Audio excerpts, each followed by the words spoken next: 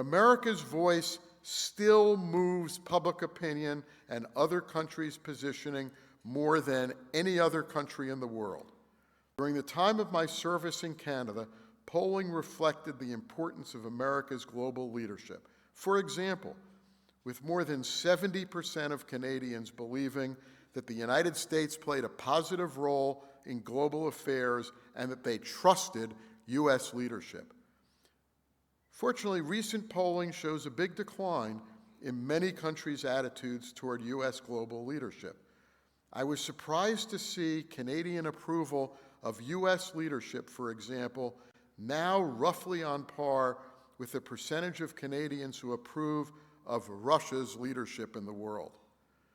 But America's voice still moves public opinion and other countries' positioning more than any other country in the world. But I will make the observation that the world would miss the positive impact of United States leadership featured under Presidents Reagan, Bush, Clinton, Bush, Obama, Biden, and now President Trump in relentlessly promoting our values in a very troubled world. Just by way of example, consider the leadership of the United States in working to develop a diplomatic consensus around a ceasefire and lasting peace in Ukraine and in the Middle East, including launching an attack on Iran's nuclear missile capacity, as well as peace efforts elsewhere in the world. We remain the most influential and important voice for democracy and democratic values globally.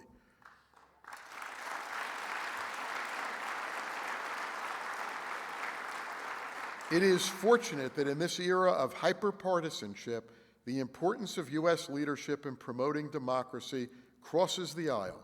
The recent bipartisan advocacy for democratic values has extended from Senate Minority Leader Mitch McConnell's strong endorsement of America's ongoing role in the battle for democracy, stating simply that the world is a better place with America in the democracy leadership role, to President Biden's repeated defenses of democracy as one of the most important touchstones of his political career, including his memorable, emotional remarks on the beaches of Normandy in June 2024, where he said that the history tells us freedom is not free, and declared that we have to stand for freedom and defend democracy.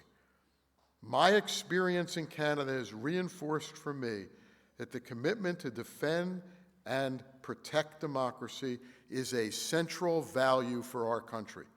This may be our most important role in the very troubled world in which we live today. And I think it's a worthy role and one which is generally embraced by the American people.